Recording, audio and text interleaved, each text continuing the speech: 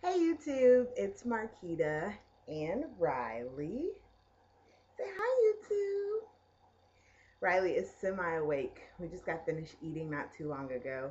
And so I wanted to re-record my labor and delivery story since there was a sound quality issue when I recorded it back on um, 12 days postpartum. So it's really hot. It's a sweltering hot Seattle day. So I may forget details. I'm hoping that I don't, but it's really hot. So it's affecting my brain.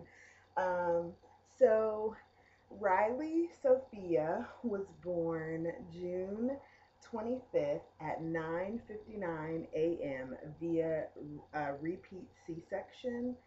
Um, for those of you who had already been following my journey, you may or may not remember that I had a daughter who passed away about 5 years ago, and that caused a lot of anxiety in this pregnancy. And when I got to the end of my pregnancy, I was really feeling really anxious and very panicky, and really felt a lot safer for Riley to be outside versus inside, where I could look at her, make sure that she was breathing, make sure that she was doing well. And if anything came up, then I knew that, with her being outside of my body, then things were going good. On top of the fact that my wife and I, our nephew, passed away in utero about 2 months ago at 37 weeks. We were really both very, very anxious about getting Riley here safely and, you know, being able to rest some of our anxieties and fears. So we were going for all natural birth and delivery, but those things really weighed heavily on our decision to decide to do a repeat cesarean. So, in addition to those fears and anxieties, I was having labor, prodromal labor. Basically, my body was trying to go into labor, but because Riley was transverse, which means that she was sideways, my body couldn't start labor. Riley hadn't descended into my pelvis. And at that point, once we made the decision to do the repeat C section, I was already 39 weeks and probably 4 days.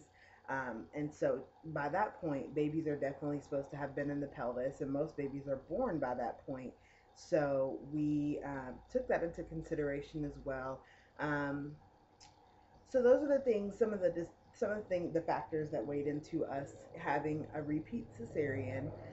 When I decided on having a repeat cesarean, I did a lot of research about how I wanted my birth experience to be. For those of you who have been with me on this journey from the beginning, you'll know that I initially wanted a home birth. And because I was diagnosed with gestational diabetes, I could not get that home birth. So we had to, go to a hospital that was VBAC friendly, which is a vaginal birth after a cesarean, and attempt for a VBAC. So my birth experience was something that was very important to me. It wasn't something that I just wanted to, whatever. Birth is not. I didn't want it to be an afterthought. I wanted it to be important for how our baby came into the world. So when we decided on having a repeat cesarean, I did a lot of research and I found out that there's something called a natural or family centered cesarean, and that became my goal for my C section. Basically, things that label a cesarean as a family centered or natural are some of the options are not having both of your hands strapped down. So when you have a cesarean, so that you don't try to enter the sterile field, or in case you freak out, they have your arms kind of laid flat and they strap them down. Depending on what hospital you are in, they could be tied down tight. They could put blankets on you. Some places don't make you put blankets on. Some places don't make you be strapped down at all. It really just depends. So that was in my birth plan, that I did not want my arms strapped down. Um, Also, I requested to have the drape be pulled down so that I could see Riley coming out. That's something that's pretty controversial in a lot of hospitals because they feel like that drape is what separates you from their sterile field. So a lot of hospitals are kind of on the bubble about that. they'll lift the baby over the screen. But some hospitals are kind of getting on this bandwagon, or getting moving in the right direction, and letting moms be able to see their babies come out if they choose to. Another option is to have a mirror that kind of angles above the curtain so that you can see your baby coming out. Other options for a family centered or natural cesarean are delayed cord clamping, which is something that should be done in natural childbirth um, as a given. But in a cesarean, it's a little bit more difficult to do it. So you can, I know it's so hot. So in the natural C-section, you can request delayed cord clamping. Some of the other options are skin to skin contact right after. A video that I watched on YouTube, they were able to, the mom was able, they passed the mom the baby right over the drape, and the baby was able to go right on the mom's chest as soon as the baby came out, which was awesome. But it was done in the UK, so it wasn't something that had been done here in the country. So those are all the different things that I took into account when I had my cesarean. The morning that we went in for my cesarean, I went in at about 6 o'clock in the morning, and they just did regular prep. I couldn't eat from midnight the night before, and I had to scrub down with surgical scrub twice. So the night before surgery, and then the morning of surgery, I had to scrub my whole body down with surgical scrub. And then I came in, they got an IV started. They hooked me up to the monitor to check for contractions and to check and make sure that she was doing good.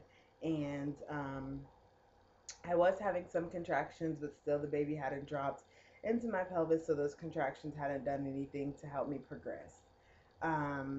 So once they did all that, we just kind of hung out. My doula came, and we went over some scents to use during the surgery. I picked lavender so that I wasn't smelling the hospital smell, and that really helped during the cesarean. We were able to take pictures and really kind of relax and center myself before the surgery. We went in about 9 o'clock in the morning. I was able to walk into the OR. They didn't wheel me in like I was some sick patient. I was able to walk myself over. My wife was able to walk me to the operating door, which was awesome. I didn't feel like I was going by myself. They put me in the room. The operating room didn't even seem like an operating room. It had more of a doctor's office feel. And I was like, oh, wow. Like, they gave me a chance to look around because they knew that I, was really anxious. And so I was able to look around the operating room just a little bit. And I was like, oh, wow, this isn't scary at all. It's not like an operating room. And they're like, oh, that's good. I got to meet every single person that was working in the OR that day, from the scrub tech to the operating physician, the nurse, the baby nurse. They all came to my room before I actually went into the OR. So once I walked into the OR, they were all familiar faces. And I actually had an all women staff, which was awesome because there was lots of feminine energy in the room. Once I got in the room, they set me on the table and they started my spinal. That was probably the most difficult part about my cesarean. The spinal was very uncomfortable. The thing about the spinal versus the epidural is the spinal is a one-time type deal. They insert it in and put the medication into into your spinal column as a spinal block of medication, and it was very uncomfortable for them to put it in. But I was able to lean on the nurse's head, and I just told her, I said, for right now, you're going to be like my mom. I'm going to use you as my mom to kind of rest my head on. And that went good. After they got it in, the medication was like this all over warming sensation. It was really weird. And I couldn't really feel anything. Then things moved pretty quickly after that. They brought the drape up. They brought Krista in the room. She sat down next to me. And then they said that they asked me if I could feel anything, and I knew that things were getting ready to start, and the panic started.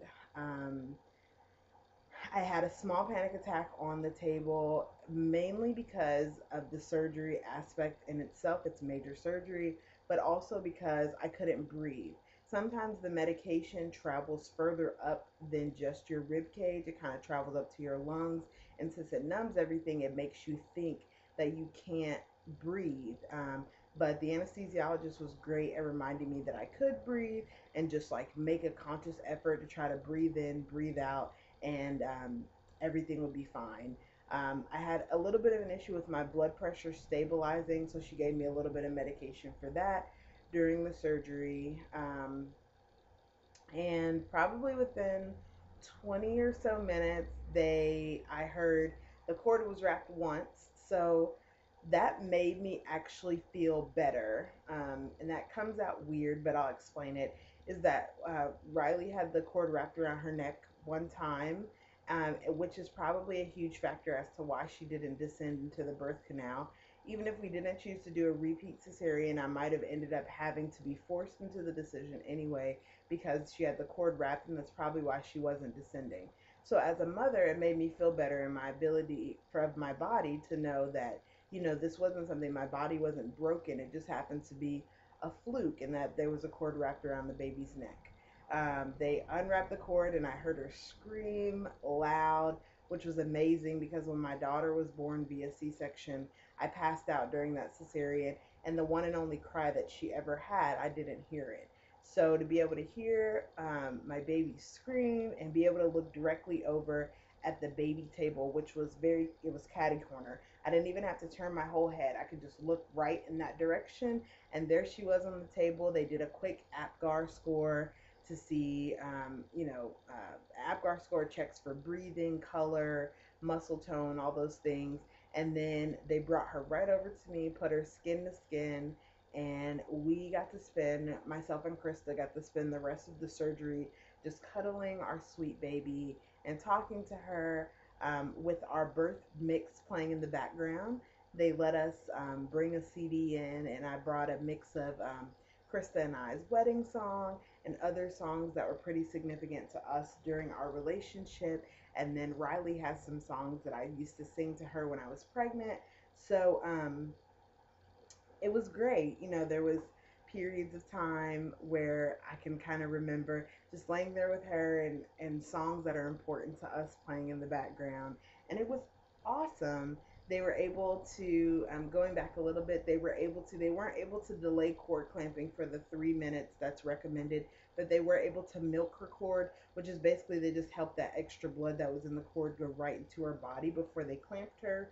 And they left the vernix, which is the cheesy kind of substance, on her because it's really good for baby skin. It's a protective, and it's required that if your baby hasn't had a bath or doesn't have all the vernix wiped off of them, that anybody that comes in contact with that baby has to put on gloves, which is a great thing, and it should happen anyway, regardless if your baby had a bath or not.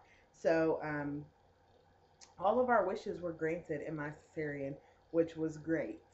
Um, after the surgery was finished, they closed me up. They told me a little bit about the incision, that everything looked great, that they were going to use steri strips and a little uh, adhesive, and that I wouldn't have to have staples removed, which was awesome. I have dissolvable sutures, which will dissolve on their own. I don't have to have staples ripped out of my skin, which I did with my last cesarean. So that was great as well. They wheeled me back into the room that I started the morning in. So I was still on the labor and delivery floor. They took me back to my room. I didn't have to go to recovery for 2 hours. I just went right back to the room where my mom was waiting, and they started breastfeeding immediately. So Riley spent only a matter of minutes off of my chest, and then she went right back on my chest. We started breastfeeding. We took lots of pictures, and it was great. We spent 3 days um, in total in the hospital, and we came home on Wednesday, late Wednesday morning of that week, and everything was great. They brought me pain medication. My nurses were awesome. The second day I was up and moving around, so they were able to take out the catheter. and I only had to have a hep lock in my hands for my IV. I didn't have to be hooked up to the IV or anything. And I had a lactation consultant come in and help me with early breastfeeding because I was having to use a nipple shield for breastfeeding.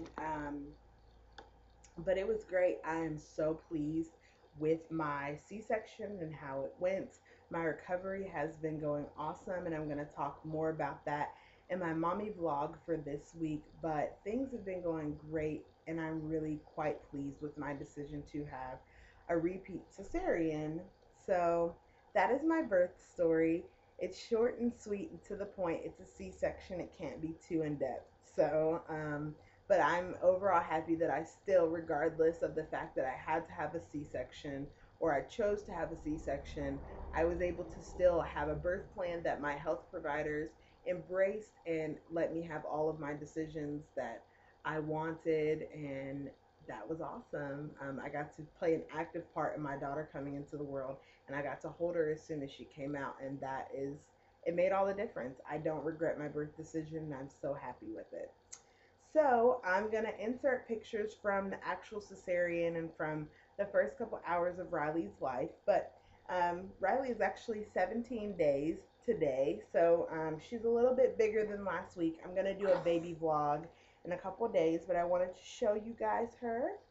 So she's asleep. Oh, and she's stretching. So say hello. Say hello. Hi, YouTube. Hi, YouTube. I'm nice and sleep. I'm sleeping and I'm red because it's so hot. So, yep, I hope you guys enjoyed our birth story. And if you have any questions, feel free to leave them in the comment section below, or you can send me a message. Also, make sure to follow our journey on Facebook. You can find us at Mom and Mommy, and I will put the link below. So, thanks so much for watching and have a great day. Bye.